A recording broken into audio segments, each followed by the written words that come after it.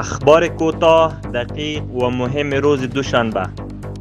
ملا محمد حسن آخوند رئیس الوزرای امارت اسلامی افغانستان پیروزی رجب طیب اردوغان و تعیین وی را بار دیگر به حیث رئیس جمهوری ترکیه تبریک گفت. رئیس الوزراء در پیام تبریکی خود گفت: از بارگاه الهی امیدوارم که با این پیروزی به ترکیه که کشور مهم در منطقه و جهان است، قوت، ثبات، خدمت بیشتر دین نصیب کند.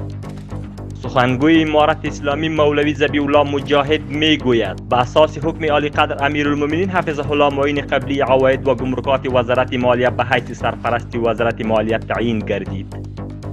وزارت حج و اوقاف میگوید روند انتقال حجاج افغانستان به عربستان سعودی به سرعت ادامه دارد.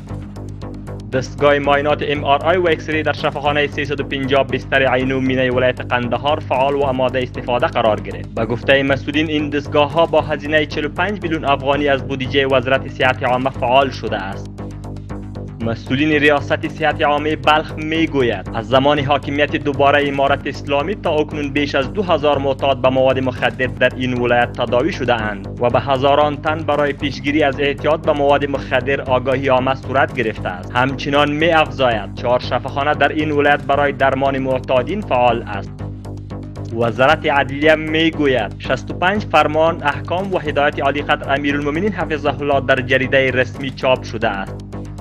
اداره ملی استاندارد میگوید برای بار نخست در بندر اسلام قلعه سوی این اداره 2 تانکر موبایل بی کیفیت به کشور ایران مسترد شد. شاروالی کابل میگوید کار پاکسازی و تخریب موانع و خانه‌های استملاکی در مقابل سرک جدید ارتباطی شمال غرب کابل آغاز شده است.